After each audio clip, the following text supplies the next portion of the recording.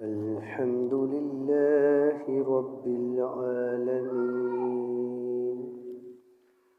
والصلاة والسلام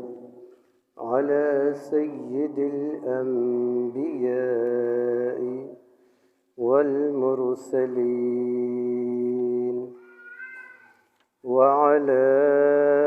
آله الطيبين الطاهرين وعلى سائر الأمهات المؤمنين والصحابة والتابعين أجمعين. أما بعد، فأعوذ بالله من الشيطان الرجيم. بسم الله الرحمن الرحيم. لا يستوي منكم من أنفق من قبل الفتح وقاتل، أولئك أعظم درجة من الذين أنفقوا من بعد وقاتلوا، وكلا وعد الله الحسنى، والله بما تعملون خبير. صدق الله العظيم، وصدق رسوله النبي الكريم الأمين. قال الله تعالى في شان حبيبه في القرآن المجيد والفرقان الحميد: إن الله وملائكته يصلون على النبي يا أيها الذين آمنوا صلوا عليه وسلموا تسلیما. محبت سے درود و سلام کا نذرانہ پیش کرنے کی سعادت حاصل کیجیے. اللہم صل علی سیدنا و مولانا محمد النبی الأمی و آلہ و اصحابہ و ازواجہ و اولیاء امتہ اجمعین. مولاي صل وسلم دائما أبدا على حبيبك خير الخلق كلهم، هو الحبيب الذي ترجى شفاعته لكل هول من الأهوال مقتهم. قابل صد احترام بزرگوں، نوجوانوں، بچوں، السلام علیکم ورحمۃ اللہ وبرکاتہ. سامعین ذی وقار، اللہ جل جلالہ کا بارہا شکر، اس کا احسان، اس کا فضل و کرم کہ مالک نے ہمیں مسلمان گھرانے میں پیدا فرمایا اور حضور علیہ الصلاۃ والسلام کا امتی ہونے کے ناطے ہمیں بہترین امت قرار دیا. سامعین ذی وقار، جو چیزیں اللہ جل جلالہ کو سب سے زیادہ پسند ہیں وہ اللہ جل جلالہ کے نزدیک ادب و احترام ہے، اور جو چیزیں اللہ جل جلالہ کو ناپسند ہیں، جن سے اللہ جل جلالہ ناراض ہوتا ہے، وہ بے ادبی ہے. تو ادب دین اسلام میں سب سے فوق ہے، سب سے اہم ہے. ادب ہی انسان کو سربلند کرتا ہے اور بے ادبی ہی انسان کو پستیوں کی طرف دھکیل دیتی ہے۔ یہی وجہ ہے کہ جب ہم قرآن و احادیث کا مطالعہ کرتے ہیں تو ہمیں جا بجا اس چیز کا ذکر ملتا ہے کہ جو باادب ہوئے وہ کامیاب ہو گئے، اور جو بے ادب ہوئے وہ پستیوں میں، ذلتوں میں، رسوائیوں میں گرتے چلے گئے۔ سورۃ الحج میں ارشاد باری تعالی ہے وَمَن يُعَظِّمْ شَعَائِرَ اللَّهِ فَإِنَّهَا مِن تَقْوَى الْقُلُوبِ، جو اللہ کی نشانیوں کی تعظیم کرتے ہیں، جو اللہ کی نشانیوں کا احترام کرتے ہیں، فَإِنَّهَا مِن تَقْوَى الْقُلُوبِ، تو ان کا احترام کرنا، ادب کرنا یہ دلوں کے تقوی کی وجہ سے ہے۔ یعنی جو باادب ہوتے ہیں ان کے دلوں میں تقوی موجود ہوتا ہے، اور جو بے ادب ہوتے ہیں ان کے دل تقوی سے خالی ہوتے ہیں۔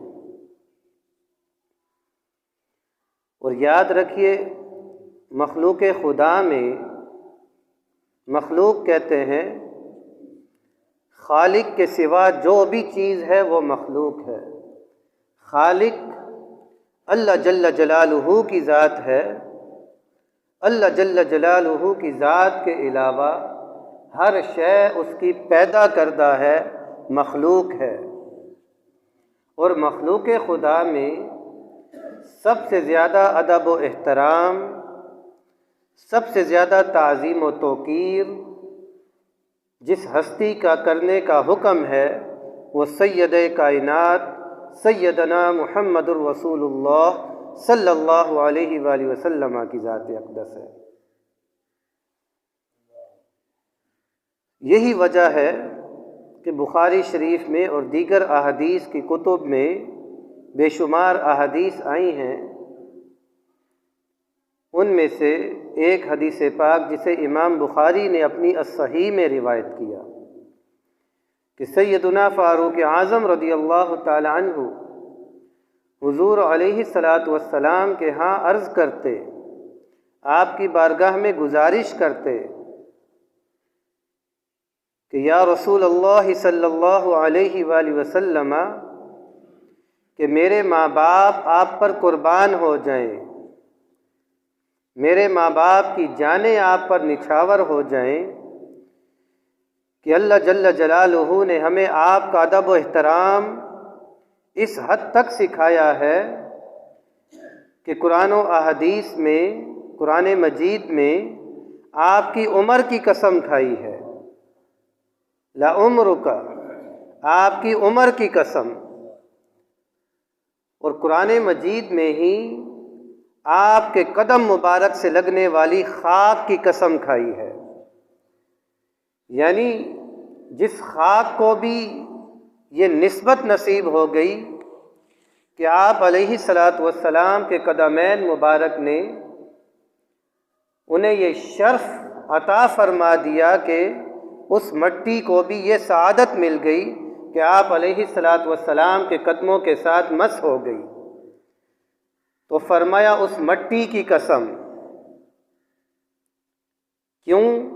لا اقسم بہذا البلد وانت حل بہذا البلد، کہ قسم ہے اس شہر مکہ کی۔ مالک قسم کھانے کی کیا وجہ ہے؟ کیا یہاں بیت اللہ شریف ہے؟ کیا یہاں حتیم ہے؟ کیا یہاں حجر اسود ہے؟ کیا یہاں رکن یمانی ہے؟ کیا یہاں مقام ابراہیم ہے؟ فرمایا ساری چیزیں بڑی عظیم ہیں، ہر چیز اپنی جگہ بڑی اہمیت کی حامل ہے، لیکن میرے محبوب کریم صلی اللہ علیہ وآلہ وسلم چونکہ مکۃ المکرمہ میں تیرے قدم لگ گئے ہیں تو اس شہر کی قسم کھاتا ہوں، لا اقسم بہذا البلد، کہ اس شہر مکہ کی قسم، وانت حل بہذا البلد، اس وجہ سے، اس حال میں کہ آپ اس کے اندر چلتے پھرتے ہیں، کہ آپ کا یہ مسکن ہے، کہ آپ اس میں موجود ہیں۔ تو الغرض بے جان چیز کی بھی نسبت اگر میرے آقا کریم علیہ الصلاۃ والسلام کے ساتھ ہو جائے تو اللہ جل جلالہ اس کی بھی قسمیں کھاتا ہے، ان کے بھی احترام کا حکم دیتا ہے کہ اب یہ میری شعائر بن گئی، میری نشانیاں بن گئیں کہ میرے جو محبوب بندے ہیں ان کے ساتھ ان کی نسبت قائم ہو گئی، خواہ وہ سیدنا ابراہیم اور سیدنا اسماعیل علیہم الصلاۃ والسلام کے قدمین مبارک ہوں، مقام ابراہیم ہو، یا سیدہ مائی ہاجرہ رضی اللہ تعالی عنہ کے چلنے کی وجہ سے وہاں پہ پانی کے چشمے جاری ہو جائیں، تو فرمایا اب صفا مروہ بھی میری نشانیوں میں سے ہو گئے، اب جو بھی حج کرنے آئے گا یا عمرہ کرنا آئے گا تو اسے بھی صحیح کرنا ہوگی۔ تو فرمایا وَمَن يُعَظِّمْ شَعَائِرَ اللَّهِ، جو اللہ کی نشانیوں کی تعظیم کرتے ہیں، فَإِنَّهَا مِن تَقْوَى الْقُلُوبِ، تو یہ دلوں کے تقوی میں سے ہے۔ تو عرض کرنے لگے قربان جائیں یا رسول اللہ صلی اللہ علیہ وآلہ وسلم، آپ کا ادب و احترام تو ہمیں اللہ جل جلالہ نے آپ کی نسبتوں کی قسمیں کھا کے ہمیں سکھایا ہے، کہ اس مٹی کی قسم کہ جسے یہ شرف نصیب ہوا کہ اس نے آپ علیہ الصلاۃ والسلام کے قدمین مبارک کو چھونے کی سعادت حاصل کر لی۔ لا اقسم بہذا البلد وانت حل بہذا البلد۔ تو جب بے جان چیزوں کی اتنی اہمیت اور ادب و احترام بڑھ گیا آپ علیہ الصلاۃ والسلام سے نسبت کی وجہ سے، تو ان ہستیوں کا مقام و مرتبے کا کون اندازہ کر سکتا ہے کہ جنہوں نے اپنی سر کی آنکھوں سے حضور علیہ الصلاۃ والسلام کی غلامی کا حق ادا کیا ہے،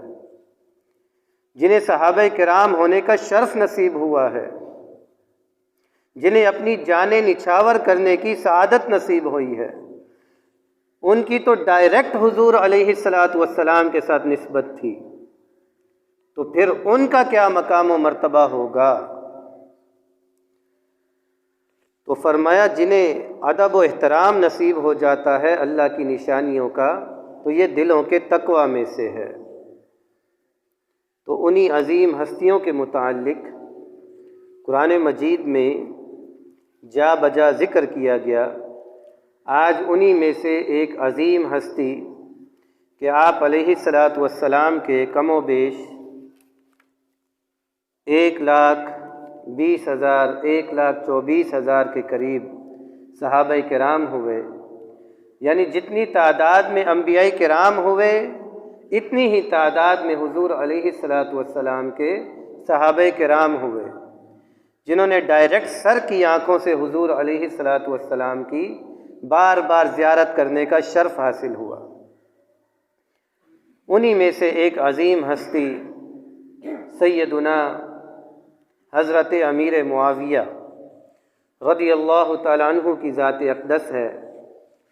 اور یہ جو عظیم الشان مہینہ ہے ماہ رجب المرجب، اس کی 22 تاریخ کو سیدنا امیر معاویہ رضی اللہ تعالیٰ عنہ کا وصال مبارک ہے، اور سیدنا حضرت امیر معاویہ رضی اللہ تعالیٰ عنہ وہ عظیم ہستی ہیں کہ جن کی بہن، جن کی ہمشیرہ ام المؤمنین ام حبیبہ رضی اللہ تعالیٰ عنہ کو حضور علیہ الصلاۃ والسلام کی زوجہ ہونے کا شرف نصیب ہوا۔ سیدنا امیر معاویہ رضی اللہ تعالیٰ عنہ ان عظیم صحابہ کرام میں سے ہیں کہ جنہیں کاتب وحی ہونے کا شرف نصیب ہوا، اور پھر حضور علیہ الصلاۃ والسلام سے قربت کی وجہ سے آپ ساری کی ساری امت کے آپ کو ماموں ہونے کا بھی شرف نصیب ہوا۔ قرآن مجید میں ارشاد باری تعالیٰ ہے وَمَا لَكُمْ أَلَّا تُنْفِقُوا فِي سَبِيلِ اللَّهِ وَلِلَّهِ مِيرَاثُ السَّمَاوَاتِ وَالْأَرْضِ وَمَا لَكُمْ، اور تمہیں کیا ہو گیا ہے؟ اللہ تنفقوا فی سبیل اللہ، کہ تم اللہ کے راستے میں خرچ نہیں کرتے ہو۔ وَلِلَّهِ مِيرَاثُ السَّمَاوَاتِ وَالْأَرْضِ، اور اللہ ہی کی میراث ہے آسمان و زمین کی، یعنی آسمان و زمین میں جو کچھ ہے ہر شے کا مالک اللہ جل جلالہ کی ذات اقدس ہے۔ لوگوں، تمہیں جو تھوڑا دے دیا گیا، کسی کو زیادہ دے دیا گیا، تم خود تو اس کے مالک نہیں ہو، تمہیں تو یہ امانت کے طور پہ دیا گیا کہ تم رب کی بندگی کیسے کرتے ہو، مخلوق خدا کی خدمت کتنی کرتے ہو، حقوق العباد کا کتنا خیال رکھتے ہو، اپنے بھائی بہنوں کا کتنا خیال رکھتے ہو، اپنے رشتہ داروں کا کتنا خیال رکھتے ہو۔ وَلِلَّهِ مِيرَاثُ السَّمَاوَاتِ وَالْأَرْضِ، یہ مال و دولت خواہ زیادہ ہو یا تھوڑا، تم اس کے مالک نہیں ہو، اللہ ہی کی ملکیت ہے آسمان و زمین کی جتنی بھی چیزیں ہیں۔ لا يستوي منكم من انفق من قبل الفتح وقاتل۔ اب اللہ جل جلالہ ان عظیم صحابہ کرام کا ذکر فرما رہا ہے کہ تم میں سے برابر نہیں ہو سکتے، من وہ، انفق من قبل الفتح وقاتل، جنہوں نے فتح مکہ سے پہلے اللہ کے راستے میں خرچ کیا، وقاتل، اور فتح مکہ سے پہلے جنہوں نے جہاد کرنے کی سعادت حاصل کی۔ اولئک اعظم درجۃ من الذین انفقوا من بعد وقاتلوا، فرمایا جنہوں نے فتح مکہ سے پہلے خرچ کیا اور جہاد کیا، اعظم درجہ، ان کا درجہ بہت بلند ہے، من الذین انفقوا من بعد وقاتلوا، ان صحابہ کرام سے جنہوں نے فتح مکہ کے بعد اللہ کے راستے میں خرچ کیا اور فتح مکہ کے بعد جنہوں نے جہاد کیا۔ ہیں تو سارے کے سارے صحابہ کرام، نفس صحابیت میں سب برابر ہیں، لیکن صحابہ کرام میں بھی پھر ایک سے بڑھ کر ایک درجہ ہے۔ دیکھیے، سارے کے سارے کم و بیش 1,24,000 صحابہ کرام میں 4 جو خلفائے راشدین ہیں انہیں سب سے زیادہ افضلیت عطا کی گئی، پھر ان 4 کے اندر بھی ترتیب ملحوظ خاطر رکھی گئی۔ سیدنا صدیق اکبر، ان کو سب سے بلند مقام دیا گیا، پھر سیدنا فاروق اعظم، پھر سیدنا عثمان غنی رضی اللہ تعالیٰ عنہ، پھر سیدنا علی شیر خدا رضی اللہ تعالیٰ عنہ، پھر جو غزوہ بدر میں شریک ہوئے، پھر جو حدیبیہ کے مقام پر آپ کے ساتھ موجود رہے،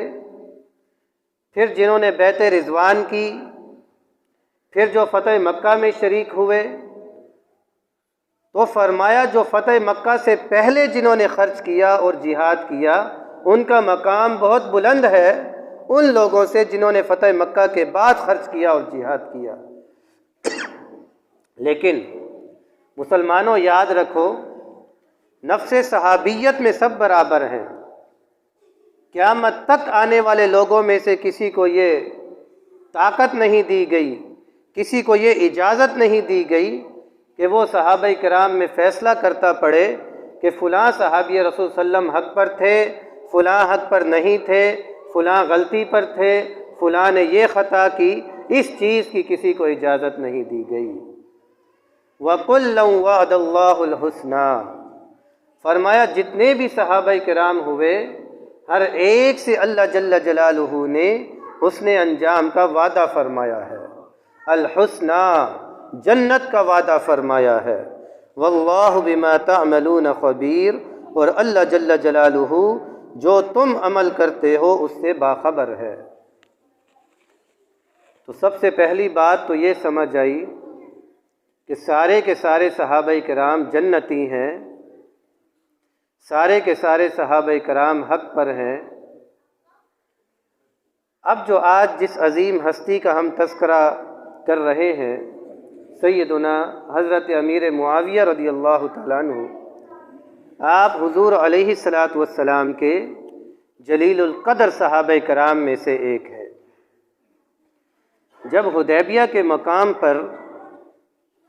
کفار نے مسلمانوں کو عمرہ نہیں کرنے دیا اور مسلمان سخت شرطیں ان کی قبول کر کے واپس چلے گئے، تو جب ہجرت کے 7ویں سال دوبارہ عمرہ کی قضا کرنے کے لیے حاضر ہوئے، اس موقع پر سن 7 ہجری میں اور بعض روایات کے مطابق سن 6 ہجری میں سیدنا حضرت امیر معاویہ رضی اللہ تعالیٰ عنہ نے اسلام قبول فرمایا۔ لیکن چونکہ ابھی آپ کے والد حضرت ابو سفیان رضی اللہ تعالیٰ عنہ نے اور آپ کی والدہ محترمہ حضرت سیدہ ہند رضی اللہ تعالیٰ عنہ نے اسلام قبول نہیں کیا تھا، اور آپ کے بھائی حضرت یزید بن ابو سفیان رضی اللہ تعالیٰ عنہ نے چونکہ اسلام قبول نہیں کیا تھا، تو ڈر کی وجہ سے، خوف کی وجہ سے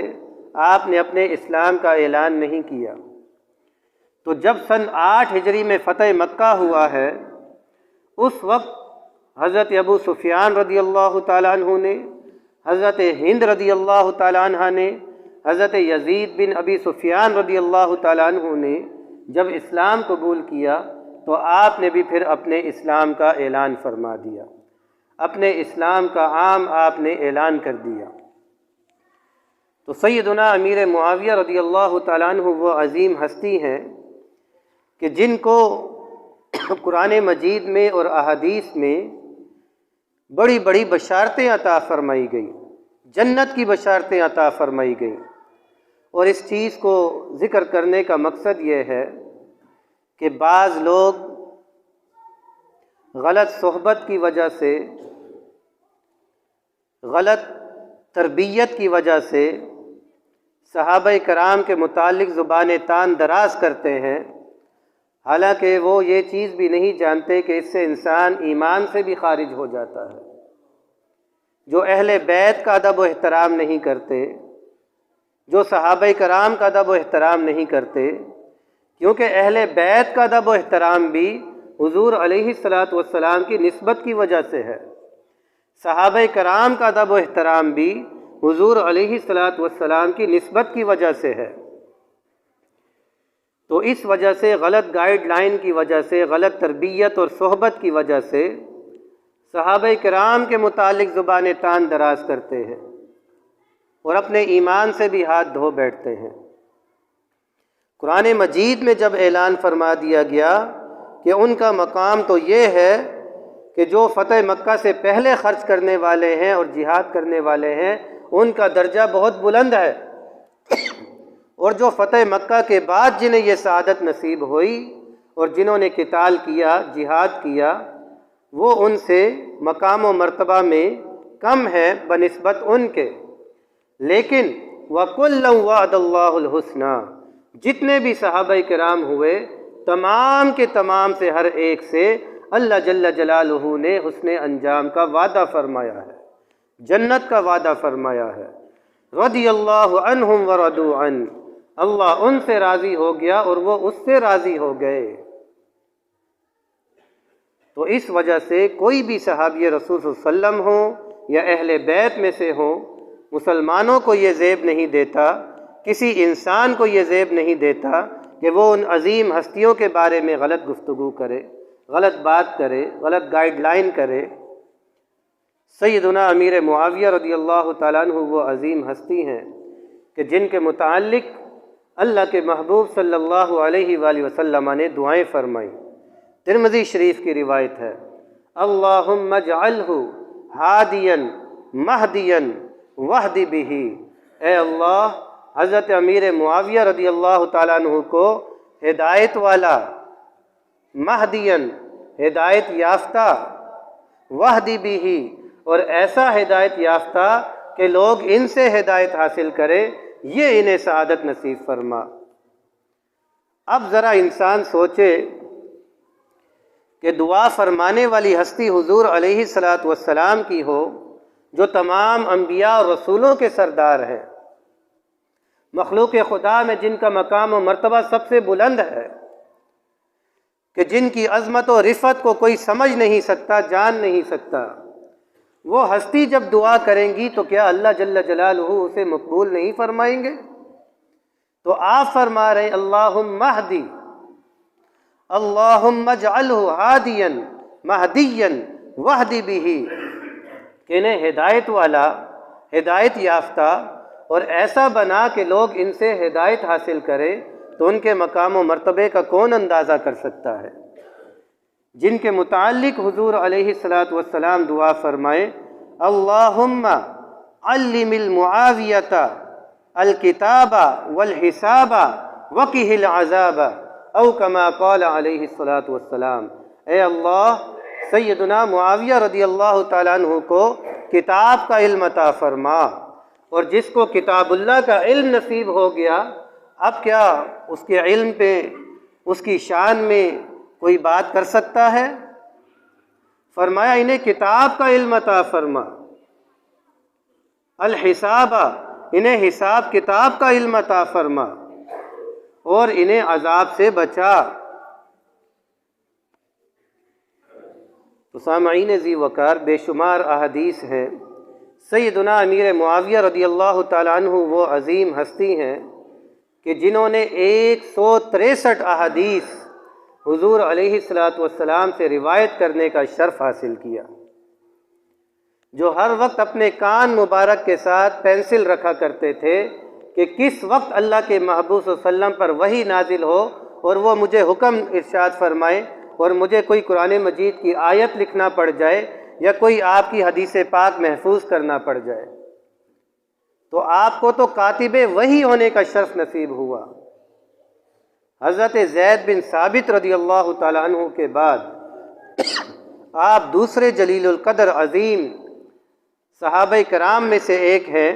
جنہیں کاتب وحی ہونے کا شرف نصیب ہوا، جنہوں نے قرآن مجید کی کتابت کا شرف بھی حاصل کیا، اور آپ علیہ السلام کے بے شمار فرامین کو بھی ضبط تحریر میں لانے کا شرف حاصل کیا، جنہیں حضور علیہ السلام نے بڑی بڑی بشارتیں دی، اور آج امت میں تفریقہ ڈالنے کے لیے صحابہ کرام کے متعلق اس طرح کی جو نازیبا باتیں کرتے ہیں وہ سب بے جا ہیں، غلط ہیں۔ سیدنا علی شیر خدا رضی اللہ تعالی عنہ آپ ارشاد فرماتے ہیں کہ لوگوں، جب جنگ صفین ہوئی تو جنگ صفین کے بعد آپ نے لوگوں کو یہ ارشاد فرمایا کہ سیدنا امیر معاویہ رضی اللہ تعالیٰ عنہ کی حکومت سے کبھی پیچھے نہ ہٹنا، کبھی ان کا ساتھ نہ چھوڑنا۔ اگر تم حضرت امیر معاویہ رضی اللہ تعالیٰ عنہ کا ساتھ چھوڑو گے تو ایسے تمہارے سروں سے، تمہارے کندھوں سے گردنیں گریں گی جیسے اندرائن کے درخت کا پھل گرتا ہے۔ اور آپ کی حضرت علی رضی اللہ تعالیٰ عنہ سے کیا محبت تھی کہ سیدنا علی شیر خدا رضی اللہ تعالیٰ عنہ کے غلام حضرت درار رضی اللہ تعالیٰ عنہ، جب علی شیر خدا رضی اللہ تعالیٰ عنہ کا وصال مبارک ہو گیا تو آپ نے ارشاد فرمایا حضرت درار رضی اللہ تعالیٰ عنہ کو، صف لی علی، کہ میرے لیے کچھ علی رضی اللہ تعالیٰ عنہ کی صفات بیان کیجئے کہ آپ کا چلنا پھرنا کیسا تھا، آپ کا رہن سہن کیسا تھا۔ تو وہ عرض کرتے ہیں کہ سیدنا علی شیر خدا رضی اللہ تعالیٰ عنہ کو ہم نے پرہیزگار پایا، راتوں سے محبت کرنے والا پایا، جنہیں اندھیرے سے محبت تھی، جو راتوں کو اٹھ اٹھ کر اللہ کے ہاں رکوع و سجود کیا کرتے، جن کے متعلق قرآن مجید میں بشارتیں آئیں وَتَرَاهُمْ رُكَّعًا سُجَّدًا، اور انہیں تو دیکھے گا رکوع کرتے ہوئے، سجدہ کرتے ہوئے۔ تو عرض کرنے لگے کہ اگر کوئی ظالم ہوتا تو ہم انہیں انصاف کرنے میں ظالم کے خلاف بہت جلد پاتے، اور اگر کوئی مظلوم آپ کے ہاں آ جاتا تو مظلوم کو انصاف دلانے میں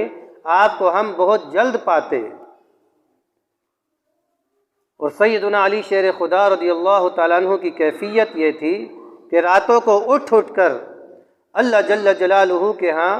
گڑ گڑایا کرتے، آنسو بہایا کرتے اور دعائیں مانگا کرتے کہ اے اللہ ہماری لغزشوں کو معاف فرما، ہمارے درجات کو بلند فرما، ہماری مغفرت فرما۔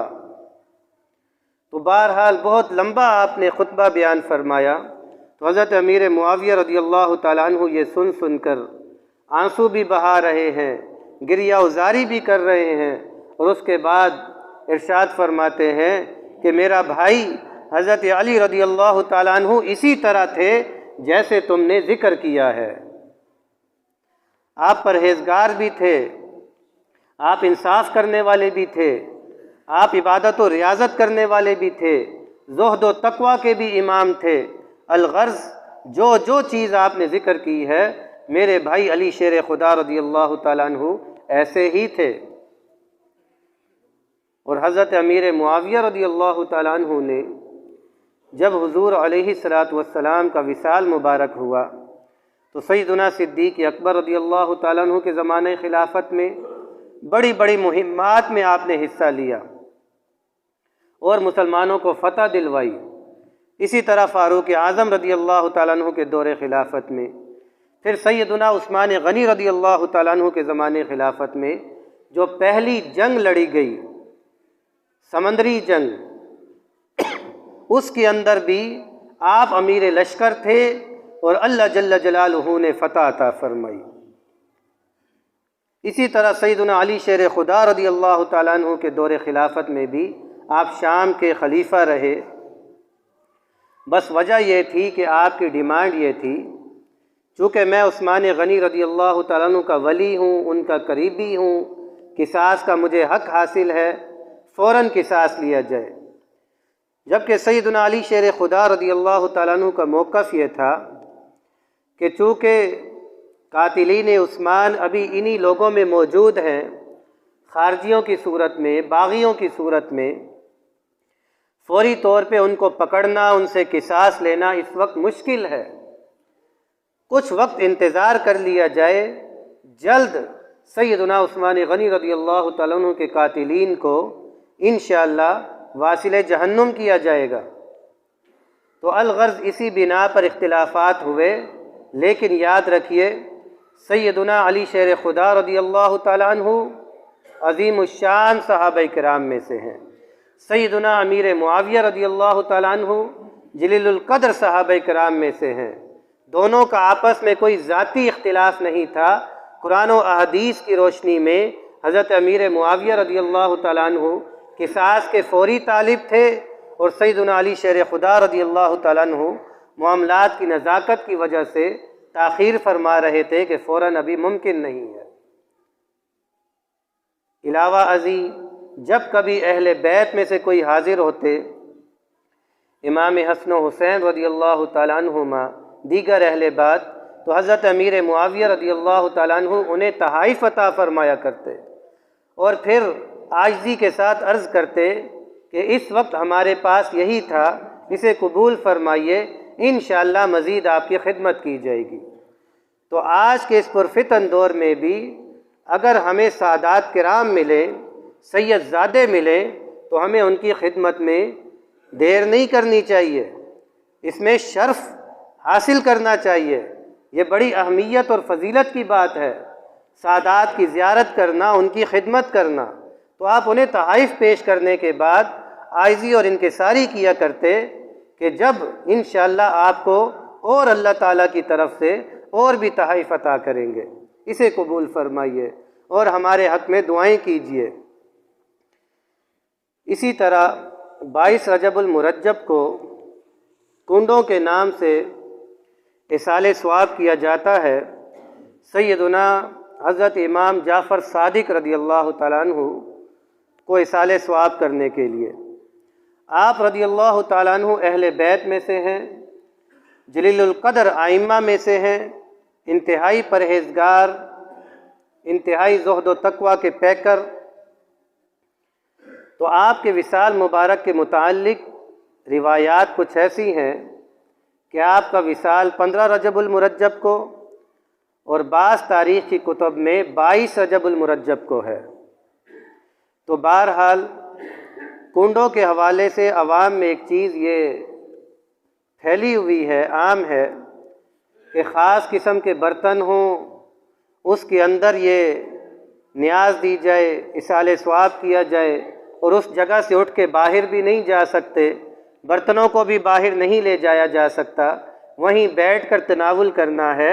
یہ جتنی بھی اس طرح کی شرطیں ہیں اسلام میں اس کا کوئی ثبوت نہیں ہے۔ اسلام ہمیں اصال ثواب کا درس دیتا ہے، اسلام ہمیں یہ درس دیتا ہے کہ جو تمہیں توفیق ہے تم پڑھو، اگر کچھ پکا سکتے ہو تو اہتمام کرو، اللہ کے ہاں عرض کرو کہ مالک اس کلام کو بھی قبول فرما اور اس طعام کو بھی قبول فرما، اور اس کلام کا ثواب اور طعام کا ثواب حضور علیہ الصلاۃ کے صدقے فلاں بن فلاں کو پہنچا، خواہ وہ حضرت امام جعفر صادق رضی اللہ تعالیٰ عنہ ہوں یا سیدنا امیر معاویہ رضی اللہ تعالیٰ عنہ ہوں۔ لیکن اس طرح کی خاص شرطیں رکھنا کہ انہی برتنوں میں کھانا ہے، یہاں سے باہر نہیں جانا ہے، پھر وہ جو 10 بیویوں کی کہانیاں پڑھی جاتی ہیں، اس چیز کا کوئی ثبوت نہیں ہے اور ان چیزوں سے بچنے کا حکم ہے۔ یہ سب فضول چیزیں ہیں، 10 بیویوں کی کہانی کی کوئی حقیقت نہیں ہے، اس وجہ سے ایسی چیزوں سے گریز کیا جائے۔ تو جہاں سیدنا امام جعفر صادق رضی اللہ تعالیٰ عنہ جو حضرت امام باقر رضی اللہ تعالیٰ عنہ کے صاحبزادے ہیں، حضرت امام باقر رضی اللہ تعالیٰ عنہ حضرت امام زین العابدین رضی اللہ تعالیٰ عنہ کے صاحبزادے ہیں، اور حضرت امام زین العابدین رضی اللہ تعالیٰ عنہ سیدنا امام حسین رضی اللہ تعالیٰ عنہ کے لخت جگر ہیں، اور آپ علی شیر خدا رضی اللہ تعالیٰ عنہ کے لخت جگر ہیں۔ تو آپ جلیل القدر ائمہ میں سے ہیں، جہاں آپ کو اصال ثواب کیا جائے وہیں پر حضرت امیر معاویہ رضی اللہ تعالیٰ عنہ کو بھی اصال ثواب کیا جائے، کیونکہ آپ کی نسبت بھی حضور علیہ الصلاۃ کے ساتھ ہے اور اہل بیت کی نسبت بھی حضور علیہ الصلاۃ کے ساتھ ہے۔ ہمیں دونوں سے محبت کرنے کا حکم ہے، دونوں کی تعلیمات پہ عمل پیرا ہونے کا حکم ہے۔ اور سیدنا حضرت امیر معاویہ رضی اللہ تعالیٰ عنہ کا جب وقت وصال قریب آیا تو آپ نے وصیت کی کہ میرے پاس جو حضور علیہ الصلاۃ کے ناخن مبارک ہیں، جب میرا وصال ہو جائے تو آپ کے ناخن مبارک کو میری آنکھوں پہ رکھا جائے، میرے چہرے پہ رکھا جائے، اور جو حضور علیہ الصلاۃ کی تہبند مبارک اور قمیص مبارک میرے پاس موجود ہے مجھے اس کے اندر کفنایا جائے، اور اس کے بعد مجھے ارحم الراحمین جو تمام جہانوں میں سب سے بڑھ کر رحم فرمانے والی ہستی ہے اس کے حوالے کر دیا جائے۔ تو یہ آپ نے وصیت فرمائی، اور جب حضور علیہ الصلاۃ کے ظاہری دنیا سے وصال فرمانے کے بعد آپ کو پتہ چلا کہ ام المؤمنین عائشہ صدیقہ رضی اللہ تعالیٰ عنہ کے پاس آپ علیہ الصلاۃ کے منہ مبارک ہیں، تو آپ حاضر ہوئے، التجا کی، گزارش کی۔ آپ کو جب منہ مبارک عطا کیے گئے تو آپ نے ان منہ مبارک سے اس کو پانی میں ڈبو کر اس کے بعد اس پانی کو نوش فرما لیا۔ نوش فرمانے کے بعد جو پانی بچ گیا اسے اپنے جسم مبارک پر مل لیا اور اس طرح فیض حاصل کیا۔ تو جتنے بھی صحابہ کرام ہیں ان کا ادب و احترام، تعظیم و توقیر، اور اہل بیت کا ادب و احترام، تعظیم و توقیر اس وجہ سے ضروری ہے کہ ان کی نسبت حضور علیہ الصلاۃ کے ساتھ ہے۔ اس اعتبار سے قرآن مجید میں ارشاد فرمایا وَمَن يُعَظِّمْ شَعَائِرَ اللَّهِ فَإِنَّهَا مِن تَقْوَى الْقُلُوبِ کہ جو اللہ کی نشانیوں کی تعظیم کرتا ہے، ان کا ادب و احترام کرتا ہے، فَإِنَّهَا مِن تَقْوَى الْقُلُوبِ تو یہ دلوں کے تقوی میں سے ہے۔ اللہ جل جلالہ ہمیں اہل بیت سے بھی محبت کرنے کی اور صحابہ کرام سے محبت کرنے کی توفیق عطا فرمائے، اور ان صحابہ کرام اور اہل بیت کی تعلیمات پر عمل پیرا ہونے کی توفیق عطا فرمائے۔ وآخر دعوانا الحمد للہ رب العالمین۔